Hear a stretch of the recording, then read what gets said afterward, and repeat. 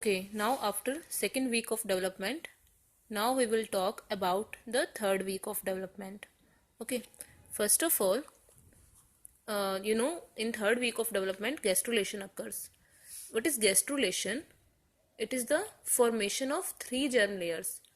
Till second week, the germ disc was bilaminar, that is, were having two layers. Now it will be three layered. So, germ layer formation will occur. Ectoderm, mesoderm, and endoderm will form. First of all, you should know first germ layer to develop is ectoderm, followed by endoderm, and mesoderm is last to develop. Okay, although till second week we had read about extra embryonic mesoderm, but we will not include it in that because now we are talking about the embryonic germ layers. Okay, so gastrulation, it occurs in third week of development. It is the formation of germ layers, and we should know that all the three germ layers, they arise from epiblast cells. Okay, so gastrulation, it begins with the formation of primitive streak on the surface of epiblast cells. What is primitive streak? We will talk about it. Now see, in the previous lecture, we had read that at the end of second week, it was like this. It was a bilaminar disc in which upper layer was formed by epiblast cells and lower layer was formed by hypoblast cells. And we know that above the epiblast cells, there is amniotic cavity. It is like a sphere. It is like a football in between which there is a plate-like structure present, two layered plate. Okay, so the upper plate is formed by epiblast and lower plate is formed by hypoblast cells, and the space upper space is called as amniotic cavity and the space below hypoblast is called as definitive yolk sac.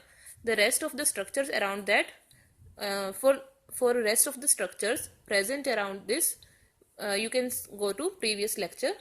Okay, because right now we are talking about these germ layers only, so I'm not drawing all that structures right now.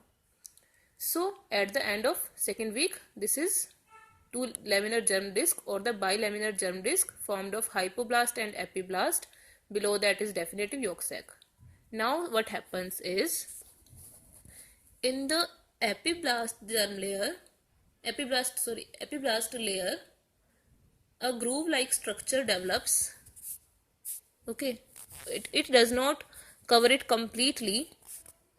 Okay, a groove like structure develops and this groove is called as the primitive streak. Okay, and it's at its cephalic end. Why we are calling it cephalic end?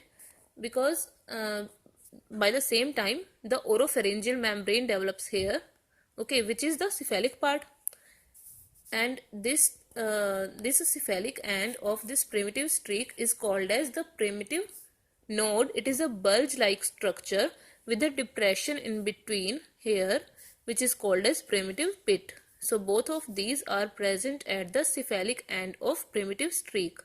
Okay. Okay, now I am cutting this this structure as like this. Okay, we will see what is going on inside. Okay, I am cutting it like this. So first of all, you should know, under the influence of fibroblast growth factor 8, what happens? This is the primitive streak. These are the epiblast cells. Below are the hypoblast cells. The epiblast cells start migrating towards the primitive streak more and more and start invaginating below that. Okay, this migration of epiblast cells, it is controlled by fibroblast growth factor. Okay, when these cells come in contact with this, come near the primitive streak, they start getting enlarged in size and become flask shaped. Okay, and as these cells come, they form a layer just beneath this layer. Okay, this layer is called as the and ectoderm. So ectoderm is the first layer to develop. Okay, now more and more cells, they keep on migrating. Okay, and as they keep on migrating, they reach the hypoblast layer and start displacing the hypoblast cells.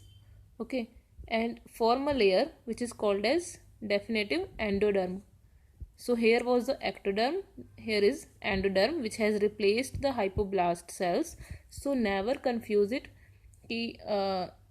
that this endoderm is formed by hypoblast. No, endoderm is also formed by the migrating epiblast cells.